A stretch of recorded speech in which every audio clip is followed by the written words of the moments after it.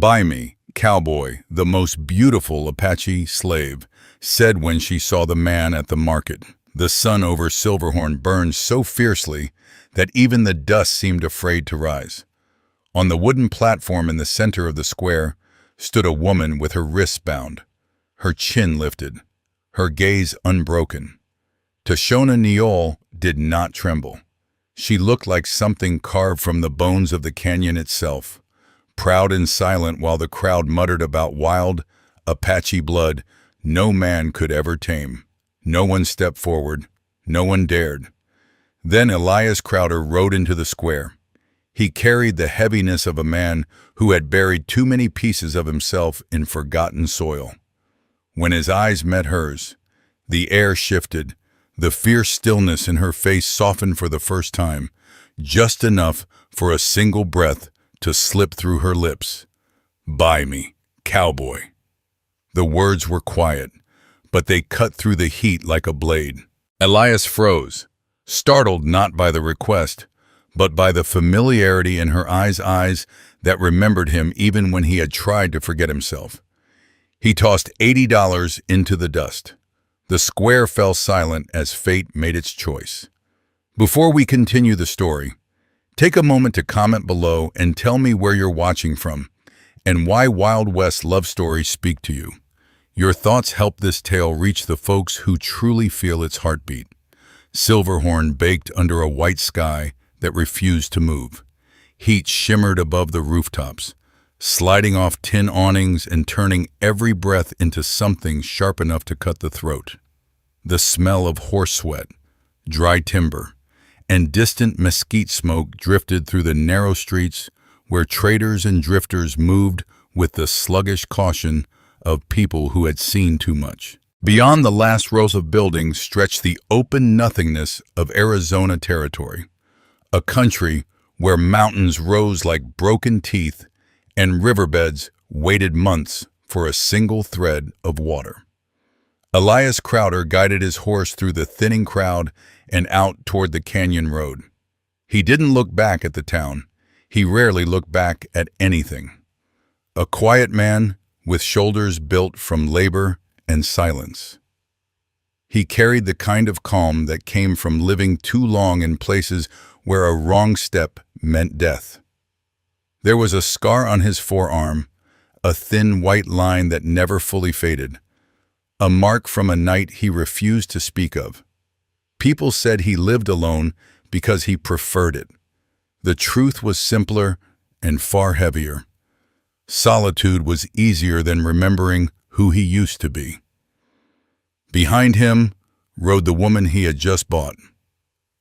Her hands were free now, resting lightly against the saddle horn, yet her back remained straight, as if the rope had never truly held her. Tashona Neole's presence shifted the air around her. She carried the scent of smoke and sage, a faint whisper of something older than towns and coin. Her hair, loose now, moved with the desert wind like a black river. Her eyes held the dark clarity of obsidian, but beneath that hardness was a quiet that did not belong to fear. She watched the land with an alertness shaped by generations who learned to survive by reading shadows in sky. Elias stole a glance at her and tried to understand the moment earlier why she had softened when she saw him, why her voice had carried trust he did not deserve. She noticed him watching and met his gaze with a steadiness that forced him to look away first. "You don't have to walk behind me," he said, keeping his tone neutral. "I know," she replied. Her voice was smooth, threaded with the cadence of a language older than English. Nothing in her manner suggested gratitude for being taken from that platform. She was simply moving forward, as if following a path she had seen long before he arrived. The canyon opened before them in the late afternoon light. Eaglebone's dark walls rose on both sides, layered in iron red and ash black stone. Wind funneled through the passage, carrying a hush that felt almost sacred. Tashona lifted her face toward it, breathing in deeply, as though greeting an old friend. "You've been here before," Elias said without thinking. "Not this place," she murmured, "but places that speak the same way." She touched the small leather pouch tied to her belt, a motion so gentle it revealed its importance. Elias didn't ask what it held. He sensed it wasn't something a stranger should question. They reached his cabin as the sun began sinking behind the canyon rim. The place was modest, one room patched with pine boards. A shed leaning against a cottonwood, fencing worn thin by years of weather and neglect. Smoke still lingered from the morning's fire, mingling with the metallic tang of the creek. Elias dismounted, set down his gear, and tried to prepare his mind for what it meant to have another soul in a place that had held only echoes. Tashona stepped down without his help. She scanned the cabin, the corral, the cracked ground, her gaze taking in everything at once. "You live here alone," she said. "For a long time," he answered. She nodded slowly, as if confirming something she already knew. Then she walked toward the porch and paused, her hand brushing the doorframe. The brief touch seemed almost ceremonial, as though she was greeting the land itself before stepping inside. In the deepening twilight, Elias realized something unsettling. He had brought her here thinking he was rescuing her, yet he felt, with a quiet certainty, that she was the one who had already read the truth of him long before he understood anything about her. The road into Eaglebone Canyon narrowed until it felt less like a trail and more like a vein carved into the earth. Stone rose on either side in silent walls, catching the echoes of their horses' steps and folding them back in low. Restless murmurs. Elias kept his gaze forward, though he felt Tashona's presence behind him like a second heartbeat, steady, persistent, impossible to ignore. She made no sound, yet the canyon seemed more awake now that she traveled through it. Halfway along the bend, he slowed his horse. It wasn't intentional. His body simply reacted to the awareness of her riding so close. "You don't have to follow that near," he said quietly. "I wasn't following," she replied. "I was walking with you." Her tone held neither challenge nor apology, only truth. Elias cleared his throat and nudged his horse ahead, but the space she left between them remained the same, small enough to feel, large enough to misunderstand. The wind picked up, carrying a fine veil of dust that brushed their skin. Tashona lifted her hand to shield her eyes, and Elias caught another glimpse of her wrist. The rope burn was dark against her bronze skin. It stirred something in him, anger, guilt, a memory he'd rather keep buried, but he forced his eyes away before she noticed. They reached a shallow curve where the creek glimmered like a dull blade beneath the setting sky. Elias dismounted to let his horse drink. Tashona followed, sliding down from the saddle with a fluid grace that didn't match the rough day she'd endured. She crouched by the water and dipped her fingers into the current.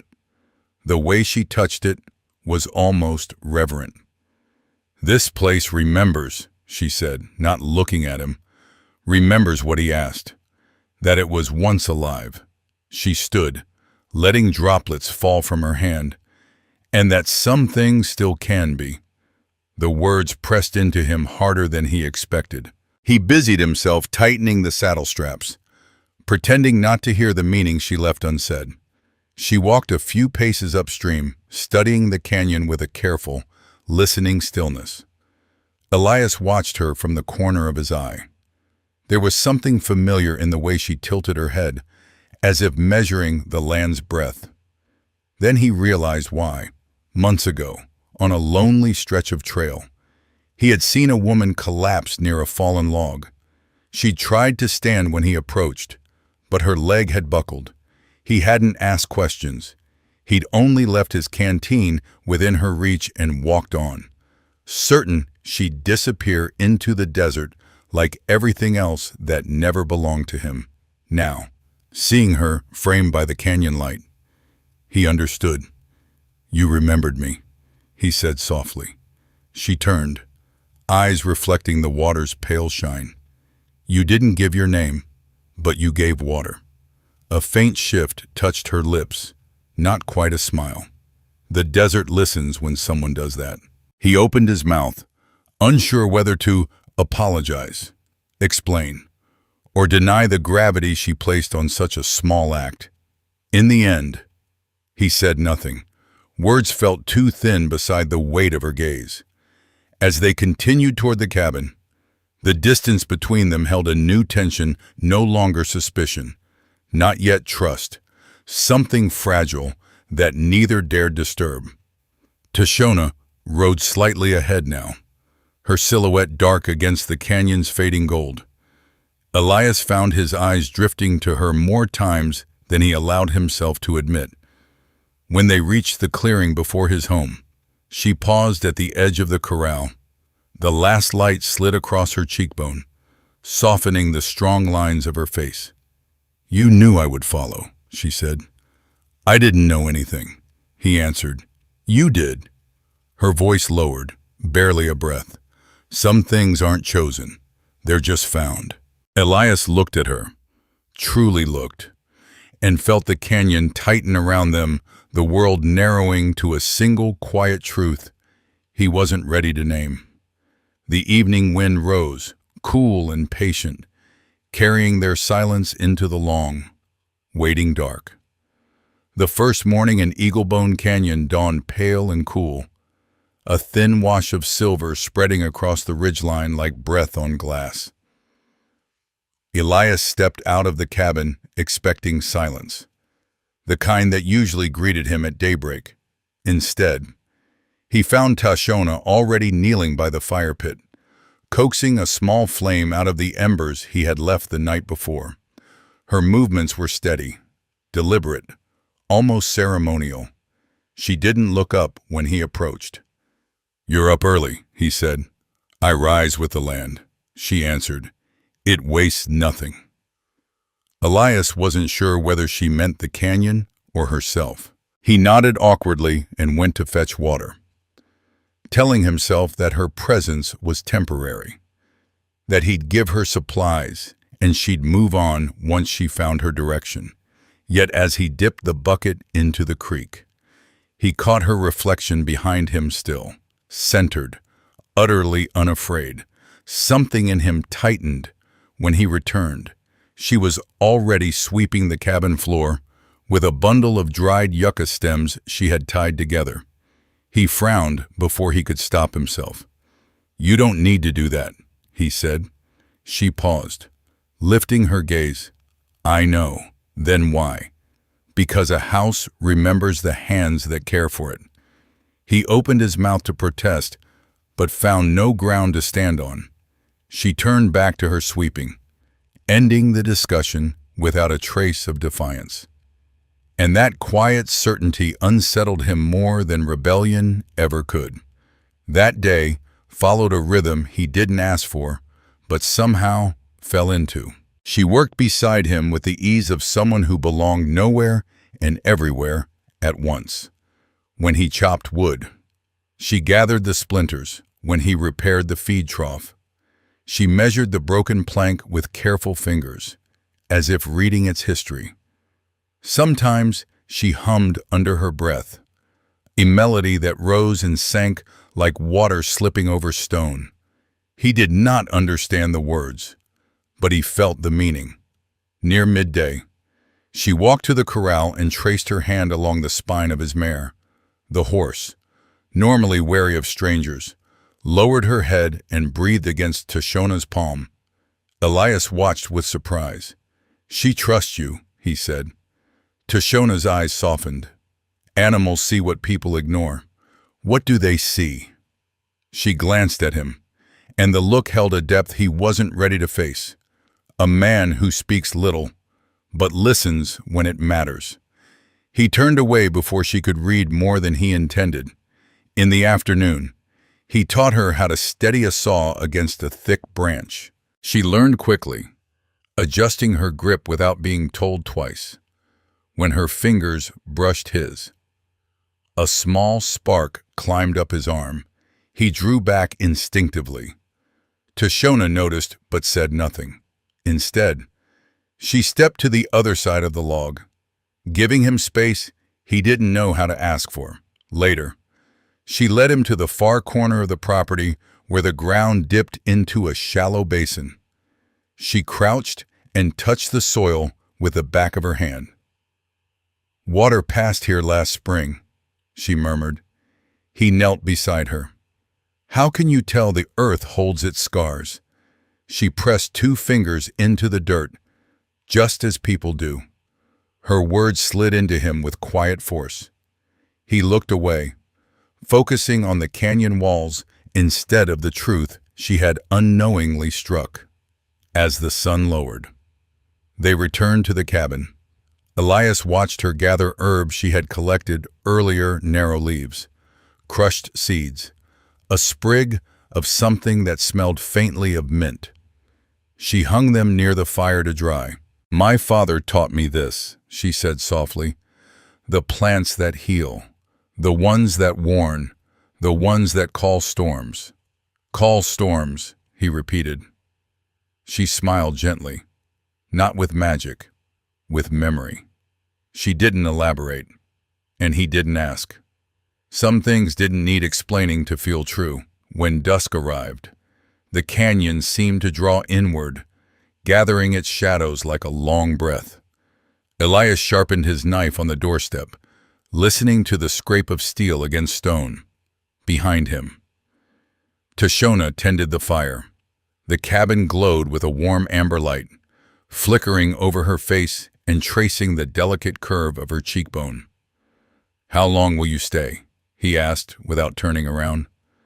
"Until the ground tells me to leave," she replied. "That's not an answer. It's the only one I have." He exhaled slowly. "You could be safer in town.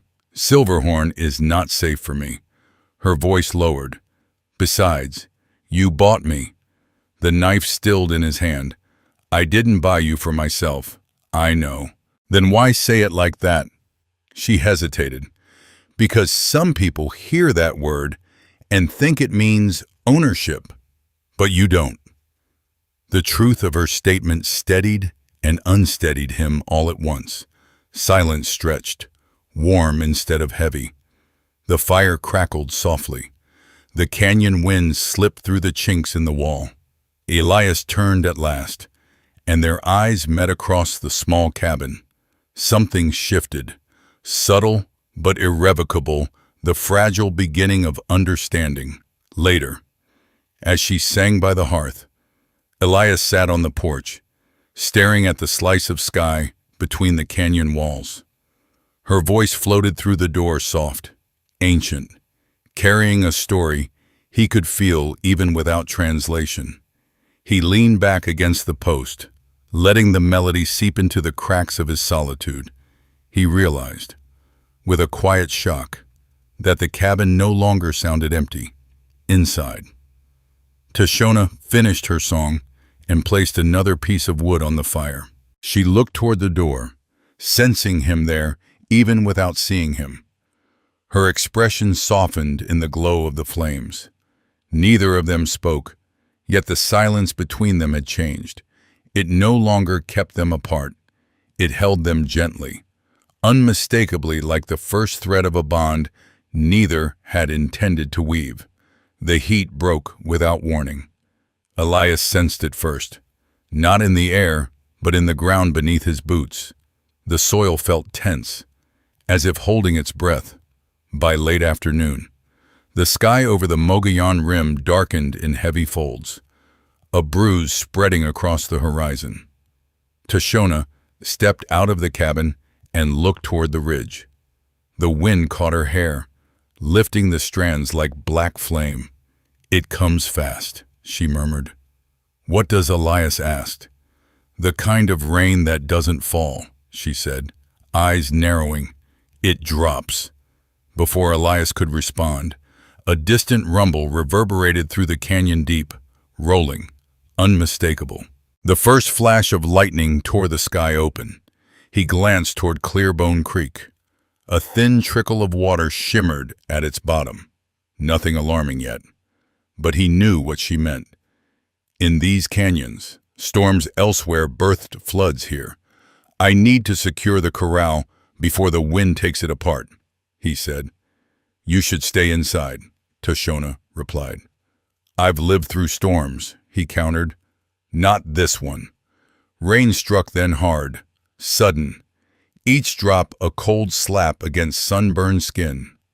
Within seconds, the world dissolved into silver sheets and roaring wind. Elias ran. The corral gate thrashed wildly as gusts shoved against it. He wrestled the latch with numbed hands. Thunder cracked so sharply it felt as though the canyon itself had split open. Behind him, the creek screamed to life, water hitting rock with violent force. Tashona watched from the porch, gripping the wooden beam until her knuckles whitened. She called out. Her voice nearly drowned in the storm, "Elias." He didn't hear her. The wind swallowed every sound. A torrent surged down the creek bed, rising from ankle-deep to knee-deep in the space of a breath. Elias turned just in time to see a wall of water rounding the bend, dark with mud and broken limbs, moving like a creature hungry for anything in its path. "Tashona, get back inside!" he shouted, though the storm shredded his words. The flood slammed against the trough. It lurched into him, knocking him off balance. His boots slid across the slick ground. He hit the earth hard, the impact stealing his breath. The water pulled at him, dragging his legs toward the drop where the creek narrowed into a deep cut of stone. He clawed at the mud, grasping only loose soil. "Tashona," he gasped. She was already running. Her feet slapped against the ground, skirts whipping in the wind. The storm swallowed her silhouette. But she pushed forward, leaning into the gale as if the land itself lent her strength. When she reached him, her hands were on his arm instantly. "Hold to me," she said, voice fierce and steady. The current yanked again, almost tearing him from her grasp. She dug her heels into the softened earth and pulled. Elias tried to rise, but pain shot through his ribs, and the water surged higher. "You need to let go," he choked. "If it pulls me under," her grip tightened. "I didn't ask what you needed," with a sharp cry. She wrenched him free of the current. They stumbled backward, falling against the slope. Rain hammered them. Mud smeared his cheek. Her arms trembled, breath ragged, hair plastered to her skin. But she didn't release him. Only when they reached the porch did she collapse to her knees, dragging him fully out of the flood's reach. "Tashona," he began, but she pressed her palm to his cheek. "Don't speak," she said. "Not yet." Inside the cabin, shadows flickered as the storm battered the walls. She guided him to the floor beside the hearth. His shirt clung to him, dark with water and dirt. Blood trickled from a cut above his brow where he'd struck a rock. Tashona reached for the leather pouch tied at her hip. She opened it, revealing crushed leaves, small seeds, and a folded strip of cloth. Her hands moved with purpose, mixing the herbs with water warmed from the kettle she had heated hours before the storm, as if she had known this moment would come. "You shouldn't be doing this," Elias whispered. "It is already done," she replied. She pressed the poultice to his wound. Its scent filled the cabin earthy, sharp, touched with something ancient. She began to hum, low and steady, the same melody he had heard on the nights when silence pressed too close. But tonight the song sounded different, stronger, like a prayer thrown into the storm. between verses. Her voice trembled. "There is a rule," she said softly. "My people do not bring a stranger into the fire's circle, not a man with white skin, not a man claimed by another world." Elias tried to sit up, wincing. "Then don't. Leave me and go. Save yourself." Her eyes met his, dark, bright, unyielding. "No, Tashona." "You gave water to a dying woman once," she said, the words breaking open something he had locked away. "My father said the desert remembers kindness longer than cruelty. I remember too." He swallowed hard, the room tilting slightly. That was nothing. It was everything. She leaned closer, her forehead nearly touching his. "You think you saved me today? By buying me. But I chose you long before that moment." Thunder rolled across the canyon, shaking the walls. She rested her hand over his heart. "I break this rule for you," she whispered, "and I answer for it alone." Outside, the storm raged, but within the circle of the fire's glow, time gathered itself into a single stillness. Elias closed his eyes, not from weakness, but from the weight of what she had given him, something deeper than rescue, more binding than a promise. When he opened them again, her face hovered above his, softened by worry and relief. "You are safe now," she said. He reached up, fingers brushing her wrist. "Only because of you." Her breath hitched, barely noticeable, yet enough to shift the space between them. The forbidden line that had held them apart began to dissolve, washed away by the flood outside and by the choices neither could take back. She lowered herself beside him, keeping her hand over his heart until his breathing steadied. The fire glowed warmer, brighter, as the desert storm slowly began to fade into the long, echoing dark. The storm spent itself slowly, like a wounded animal retreating into the far reaches of the canyon. By dawn, the world held its breath beneath a veil of steam rising from wet earth. Every rock glistened. Every leaf clung to droplets that caught the new light like fragments of glass. The smell of soaked sage drifted through the cracks of the cabin, clean and raw. Elias woke to that scent and to the warmth of a blanket pulled over him. His muscles ached, ribs throbbing with each breath. But he was alive. The memory of the flood slid through him in disjointed flashes, the roar of water. Tashona's hands gripping his, the fierce determination in her eyes. And then the firelight, her voice trembling with a song older than the canyon walls. He turned his head. Tashona knelt by the hearth, stirring a small pot suspended above the embers. Her hair hung loose, darkened by rain but beginning to dry in gentle waves. Her movements were slower than usual, careful, as if she was conserving strength she no longer had. Yet there was grace in her exhaustion. She sensed he was awake, but did not turn. "You should rest," she said. "I've been doing nothing but resting," Elias replied, his voice rougher than he intended. "You almost drowned." She spoke quietly, as though stating a fact the land itself had witnessed. "Rest isn't a weakness. It's a promise you made to the living." He tried to sit up, and pain lanced through him. Tashona was beside him before he could hide the wince, her hands steadying his shoulder. "Slow," she said. "Let the earth settle inside you again." He exhaled, letting his back meet the wall. For a moment, neither spoke. The fire crackled softly, the only heartbeat in the room. "What you did?" He paused, searching for words that didn't feel enough. "You shouldn't have risked yourself like that." She lifted her gaze. "I risked nothing. You broke your people's rule." Her jaw tightened. "Rules are meant to protect memory, but some memories need to change. The weight of her words pressed against him with unexpected force. He looked toward the window where the faint outline of the creek shimmered between the reeds, swollen but no longer raging. "You could have died," he murmured. Tashona lowered her eyes.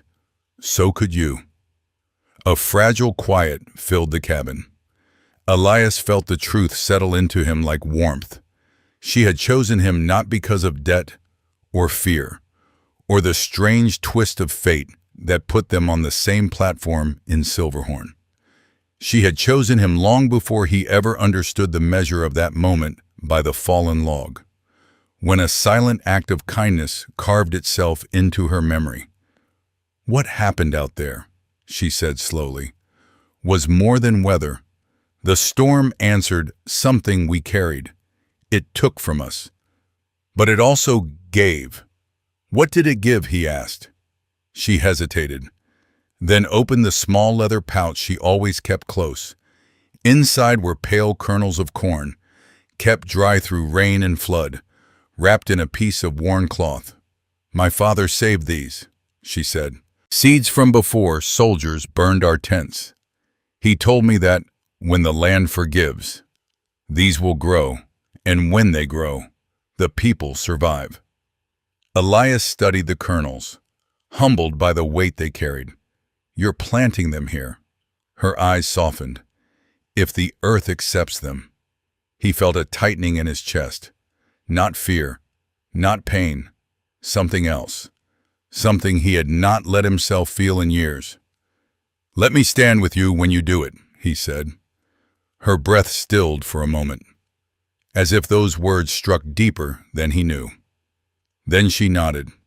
Later, when the sun rose fully, they stepped outside. The canyon glowed gold along its edges. Mist rolled off the creek in slow curls. Tashona walked to the patch of softened soil behind the cabin. Elias followed, steadying himself with each cautious step. She knelt and pressed her palm to the earth. The gesture was intimate, reverent. Elias knelt beside her, unsure whether he was intruding on something sacred. She reached into the pouch and placed a few kernels into his hand. "Why me?" he asked quietly. She considered the question, her eyelashes catching the morning light. "Because you listen," she said, "not just to me, to the land, to things you don't yet understand." He swallowed. "I didn't think I had anything left to listen with." "You were wrong." For a long moment they stayed like that, kneeling side by side, sharing the silence of new beginnings. Then, together, they pressed the seeds into the soil.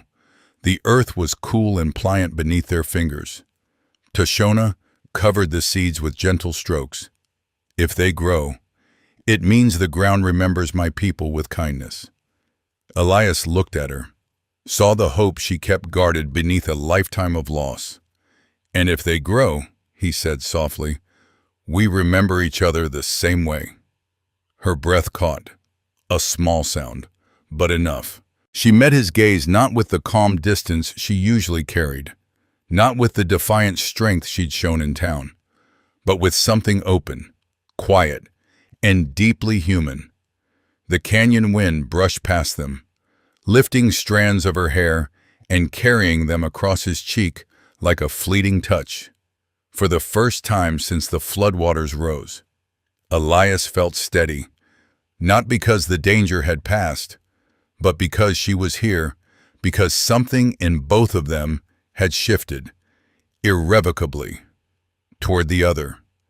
The earth held their secrets, the canyon held their silence, and in that silence, something new began to root. Days passed, quiet and unhurried, as if the canyon itself were giving them time to breathe. The soil behind the cabin darkened where the seeds lay hidden, drinking in the warmth of each sunrise. Elias checked the patch every morning, though he pretended he was only passing by. Tashona watched him with a faint, knowing softness, saying nothing. One dawn, the light broke gently over the ridge, spreading a pale gold across the basin. Tashona stepped outside just as Elias knelt by the soil. His breath stilled. A single green blade had pushed through the earth thin, trembling. Impossibly brave, another followed beside it, splitting the crust with quiet insistence. The land had answered. Tashona approached and sank to her knees. Her fingers hovered above the fragile shoots, not touching, only witnessing. Her eyes shone with something deeper than relief, a recognition, ancient and intimate. "It grows," she whispered. "It does," Elias said, "because this place remembers you." She turned to him, and for a heartbeat, the world narrowed to the space between their breaths. No force pulled them closer. Yet they leaned in all the same, guided by something older than fear and stronger than the rules that once separated their worlds. The wind swept gently across the canyon, carrying the scent of wet earth and new life. Tashona placed the final seed, her father's seed, into Elias's palm. He pressed it into the soil beside the others, covering it with his hand, then with hers. Together, they sealed it. The creek murmured, the leaves rustled, the blades of new corn swayed like small green flames in the morning light. Elias looked at her, voice steady. "From now on, whatever grows here grows because we planted it together." Tashona smiled, a soft, quiet light. "Then this place is no longer just your home," she said. "It is ours."